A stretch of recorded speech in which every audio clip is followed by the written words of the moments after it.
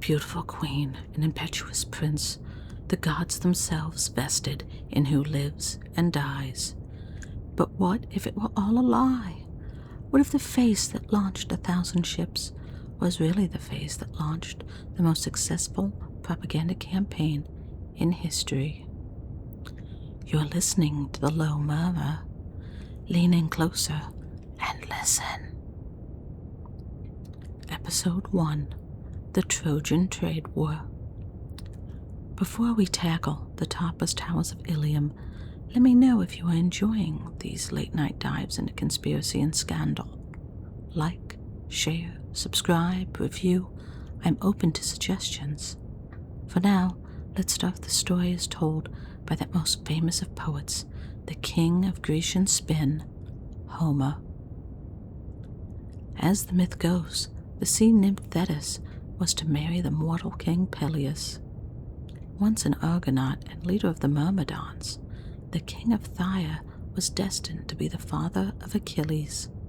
But first, their grand wedding, where all were welcome with the exception of discord, bringing the kind of chaos and strife she caused everywhere she went to such an opulent, let us say star-studded event, was too big a threat, so her name did not make the final cut of the guest list.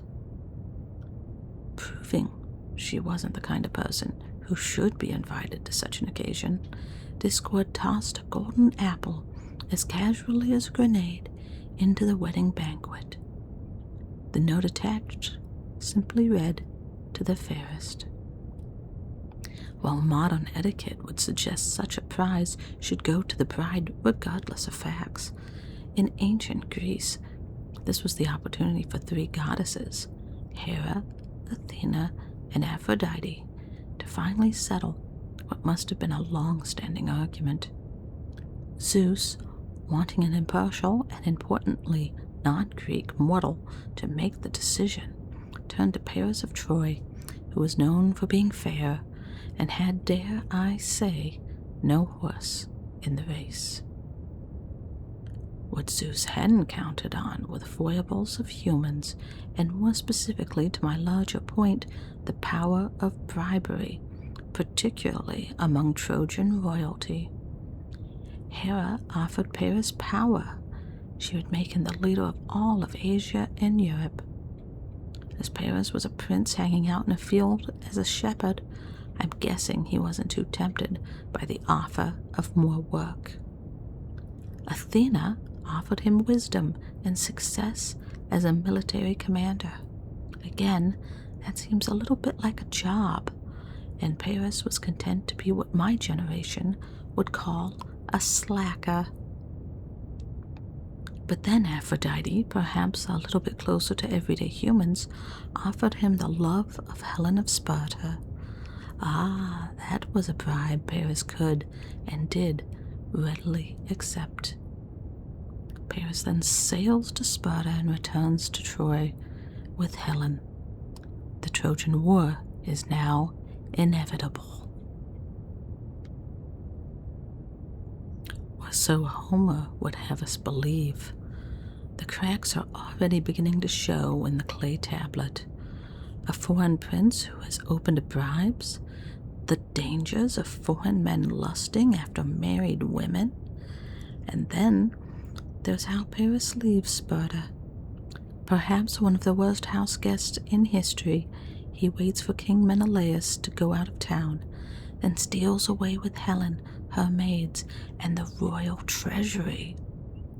Paris has not only broken Xenia, the Greek law of hospitality, a crime against the gods, but he has stolen all the real and emblematic symbols of Menelaus' power. As his rule and riches were all through the marriage to Helen, he was not only a cuckold, but a pauper. Still, Homer says, while not without some degree of protest and threats, there was enough fealty to force the hands of other Greek rulers to band with him. By the time they have marshaled their forces, Peleus and Thetis have already had half a dozen children, with only the mighty Achilles to survive. She has already dipped her son in the river Styx and returned to her father's grotto. By the time the war began, he was old enough for battle, even though Thetis had dressed him as a woman and hidden him on a small island to try to keep him out of the fight. While the mighty Achilles wearing drag has nothing to do with the conspiracy or propaganda, I think it is supposed to show how even a divine mother doesn't want to see harm come to her child. That's a little hard to reconcile with her basically murdering her other children in an attempt to burn the humanity out of them. But I suppose her goal was to have an immortal child, even if it did cost her the very thing she was trying to save. At the same time, it shows Grecian mothers that letting their sons go off to war is how it's supposed to be, and even a sea nymph can't avoid it. To be clear, Homer, or what might be seen as proof that he was more of a writer's room than a single individual, was not always pro-war. Zeus, king of the gods, even has a poke at Ares, the god of war, for being a buzzkill. It echoes what Greek leaders might have felt, but humans can hold two disparate ideas to be true at the same time. Homer doesn't disappoint with a bit of dialogue from Sarpedon, a Lycian prince fighting for Troy. "Ah, cousin, could we but escape this war and live forever, ageless, immortal, I would not fight among the foremost myself, nor would I send you into glory-giving battle. But now, since 10,000 shapes of death stand over us, which no mortal can escape or avoid, let us go forward, whether we give glory to another or another to us." While Sarpedon is part of the dreaded foreign menace, Homer shows how he is still the mortal son of Zeus, so he can't be entirely bad. I should mention that Sarpedon is one of my favorite characters from the Iliad. He's eloquent about his noblesse oblige philosophy, stoic about his mortality, and brave in the face of his enemies. I think this is why he is so loved by Zeus. He doesn't have a classic fatal flaw, and he doesn't see mortality as a flaw, only fatal. His acceptance that he doesn't get any special privilege from dying just because his father is a god gives his death a tragic complexity where you can see and feel the dominoes beginning to fall. He's a hero. He can't die. Shouldn't he be swept up in the final moment, taken into the heavens, or turned into some kind of plant? It doesn't happen. To refresh your memory, Sarpedon and his men mistake Patroclus for Achilles. Achilles is pouting in a tent somewhere. Patroclus puts on the armor Achilles has from Peleus. It's famous. It's been on a lot of amphoras. It's an easy mistake to make in Achilles' reputation. A rep not necessarily earned, but decreed, terrifies them. Sarpedon stands firm, and he and Patroclus throw spears at each other until Sarpedon is finally mortally injured. He calls to Glaucus, the man he was speaking to in that quotation, and tells him to protect his body and armor from desecration. It's a dying man's wish mixed with a win-one for the Gipper speech. There's a day-long skirmish between the two sides as blood rains down from the grief of Zeus. Finally, the Greeks overwhelm the Trojans and take control of Sarpedon's corpse. Patroclus takes his armor, but Zeus calls a timeout for divine intervention, and his body is taken away before the Greeks can mutilate and dishonor it. This isn't a great look for the Greeks, but these are also the barbaric Bronze Age Greeks Homer is talking about, not the city-state ruling Greeks of his time. He also uses this to set up the parallels and cyclical nature of battles. Patroclus kills Sarpedon. Hector kills Patroclus. Achilles kills Hector. Finally, Hector's brother Paris, yes, that same I'm a lover, not a fighter Paris, kills Achilles. But keep in mind, it took Apollo, Hector, and an assist from a plucky soldier to kill Patroclus. And it took Apollo, Paris, and a sea nymph not wanting to get her hands wet when dipping a baby in the river Styx to kill Achilles. All that wasted potential as a generation of heroes is wiped out during the conflict. That's a very anti-war message. Let's step away from the myth for a moment. A lifetime ago, as a young archaeology student who was also very interested in mythology, I was enamored and horrified by the events that took place in Troy 3,000 years later in the 19th century. A wealthy German businessman named Heinrich Schliemann became so obsessed with this exact fairy tale that he treated the Iliad not as poetry, but as a literal treasure map. He took his fortune to modern-day Turkey, found a hill called Hisarlik, and started digging. But Schliemann wasn't an archaeologist. He was a believer. Impressively, his methodology to find the city worked, but in his desperate, blind obsession to find the glittering golden Troy of Homer, he used dynamite. He blasted a massive, destructive trench right through the center of the ruins, inadvertently destroying the actual, fragile Bronze Age layers of the city he was looking for. He literally blew up the historical truth to find the myth. And that is exactly what the creators of this myth did to history. They blew up the reality to leave us with a golden story. But I digress. What we are really seeing at this point in the story is an allegory of what was transpiring in the 12th century BCE. And yes, the dates align with the late Bronze Age collapse, and what was no doubt still happening on some level 250 years later when Homer became the face of the oral tradition. Would rulers all over Greece band together with 1,000 ships to bring back one desperate housewife? No. But would a powerful leader like Agamemnon use the missing wife of his brother as an excuse to invoke the oath of Tyndareus? And, more importantly, to all the Greek leaders, turn a desperate trade war into a military campaign. Let's imagine the geography. Ancient Troy was located in northwestern Turkey along the Dardanelles Strait, the Hellespont. This was a prime location to control all the goods being transported to and from the Aegean and the Black Sea. To understand the bottleneck, you have to understand the physics of ancient seafaring.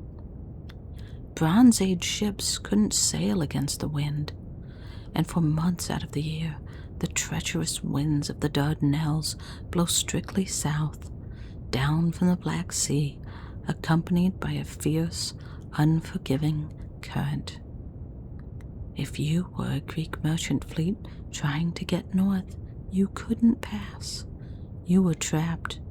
You had no choice but to drop anchor and camp on the beaches right below the massive, looming walls of Troy for weeks at a time, completely at the mercy of the Trojans.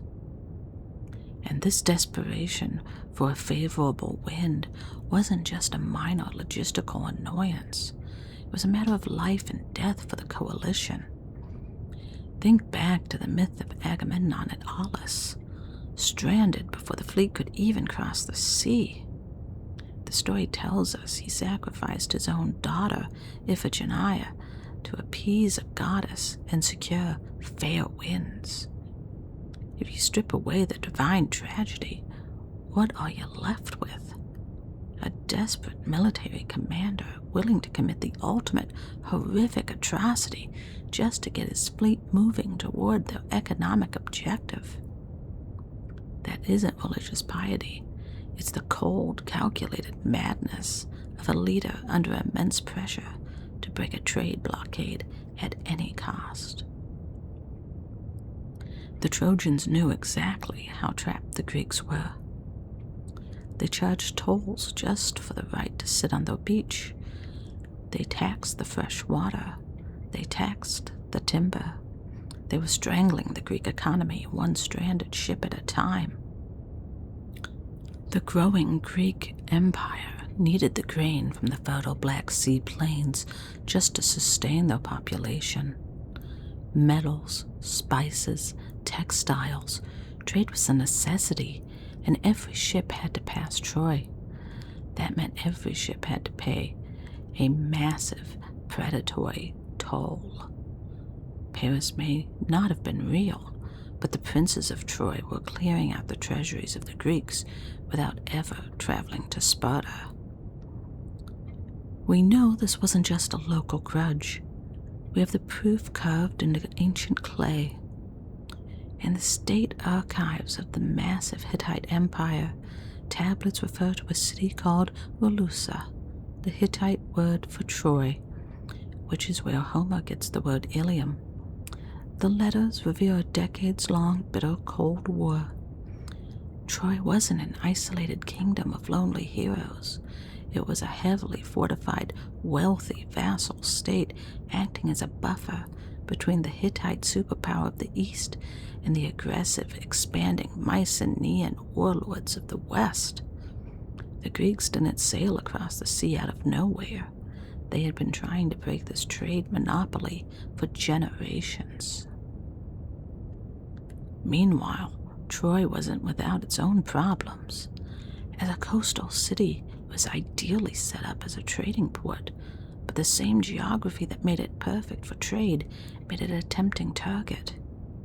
Helen became a symbol of the people taken by the foreigners as slaves during battle, just as her dowry was symbolic of the riches taken.